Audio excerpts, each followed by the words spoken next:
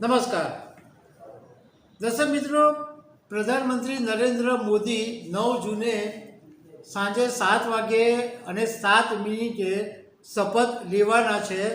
પરંતુ આ વખતે કભી ખુશી કભી ગમ જેવો માહોલ જોવા મળી શકે છે, કારણ કે ઘણા બધા ભાજપના નેતાઓ આ વખતે મંત્રીમંડળની અંદર કપાઈ શકે છે, કારણ કે ભાજપને બહુમતી મળી નથી અને એમના ભાજપની આગેવાની હેઠળનું જે એનડીએ છે એમાંની સહયોગી પાર્ટીઓના નેતાઓને મંત્રી બનાવવા પડે એમ છે. એટલે ભાજપના ઘણા બધાના પત્તા કપાઈ શકે છે.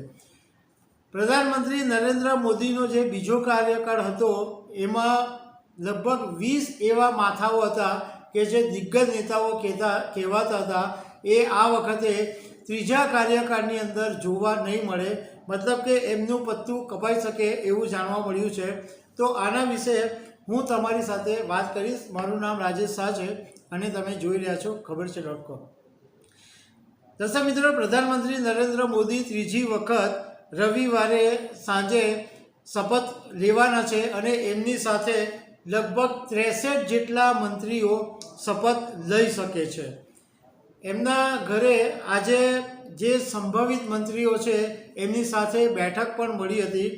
હવે રાજકારણના જાણકારો પાસેથી જે માહિતી મળી છે એમાં 2019ની ટર્મની અંદર 20 દિગ્ગજ નેતાઓ એવા હતા કે જેઓ મંત્રીમંડળમાં સામેલ હતા અને એક દિગ્ગજ ચહેરા તરીકે કહેવાતા હતા.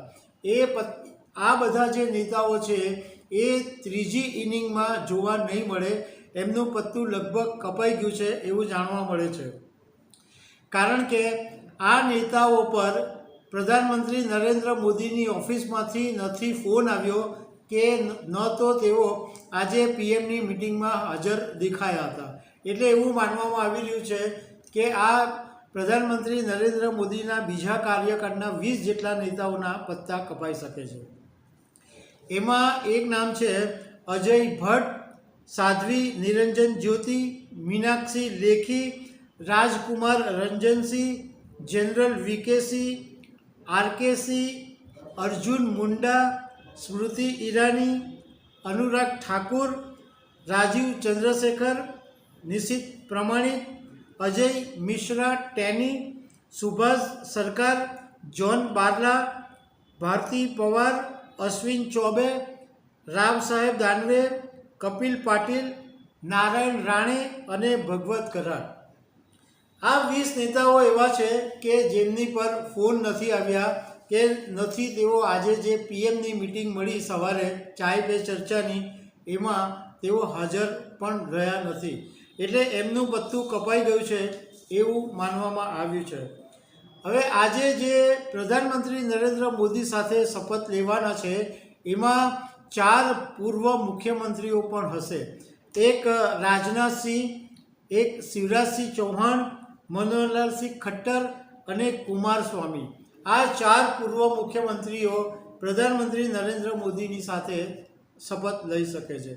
બીજા જે ભાજપના નેતાઓ છે એમાં રાજ્યસભા સાંસદો સાથેના અશ્વિની વૈષ્ણવ, રાવ ઇન્દ્રજીતસિંહ, શાંતનુ ઠાકુર, નીતિન ગડકરી, પિયુષ ગોયલ, જ્યોતિરાદિત્ય સિંધિયા, રક્ષા ખડસે, જીતેન્દ્રસિંહ, આ બધા નેતાઓ છે એમને પણ મંત્રીપદના તેઓ શપથ લઈ શકે છે. એ ઉપરાંત જેડીયુના લલનસિંહ, બિહારની જે એચએમ પાર્ટી છે હિન્દુસ્તાન આવામ મોરચા, એના જીતનરામ માંઝી, જેડીયુના રામનાથ ઠાકુર, એલજેપી આરના ચિરાગ પાસવાન, આરએલડીના જયંત ચૌધરી, શિવસેના શિંદેના પ્રતાપરાવ જાદવ, ટીડીપીના મોહન નાયડુ અને ટીડીપીના પી ચંદ્રશેખર પેમ્માસાની. આટલા લોકો શપથ લઈ શકે છે. હવે પીએમના ઘરે જે નેતાઓ પહોંચ્યા છે એમાં કેટલાકના નામ તમને કહું કે આ બધા પણ શપથ લેવાના છે. એમાં સર્વાનંદ સોનેવાલ છે, ચિરાગ પાસવાન છે, અન્નપૂર્ણા દેવી છે, મનોહરલાલ ખટ્ટર છે, શિવરાજ ચૌહાણ છે, ભગીરથ ચૌધરી છે, કિરેન રિજિજુ છે, જીતેન્દ્ર પ્રસાદ છે, અમિત શાહ છે, એચડી કુમારસ્વામી છે, જ્યોતિરાદિત્ય સિંધિયા છે, રવનીત બિટ્ટુ છે, અજય ટમટા છે, રાવ ઇન્દ્રજીતસિંહ છે, નિર્મલા સીતારમણ છે, નિત્યાનંદ રાય છે, જીતનરામ માંઝી છે, ધર્મેન્દ્ર પ્રધાન છે, હર્ષ મલ્હોત્રા છે, એસ જયશંકર છે, સી.આર. પાટીલ છે અને કૃષ્ણપાલ છે. આટલા લોકો પ્રધાનમંત્રી નરેન્દ્ર મોદીના ઘરે જે ચાય પે ચર્ચાની મિટિંગ થઈ એમાં હાજર રહ્યા છે. સૌથી મોટું સેટબેક એ છે કે સ્મૃતિ ઈરાની ઉત્તર પ્રદેશની અમેઠી બેઠક ઉપરથી જીતે એવું બધાને જ લાગતું હતું, પરંતુ અમેઠીની બેઠક ઉપરથી સ્મૃતિ ઈરાની હારી ગયા અને એમણે બેઠક ગુમાવવી પડી. એવી જ રીતના રાજીવ ચંદ્રશેખર પણ શશી થરૂરની સામે હારી ગયા. એટલે જે 20 નેતાઓના જે પત્તા કપાવાના છે એમાંથી ઘણા બધા નેતા એવા છે કે જે આ વખતની ચૂંટણી હારી ગયા છે, એટલે તેમનો નંબર લાગ્યો નથી. તો દર્શક મિત્રો, આવી અનેક વાતો સાથે અમે તમને મળતા રહીશું. Thank you very much.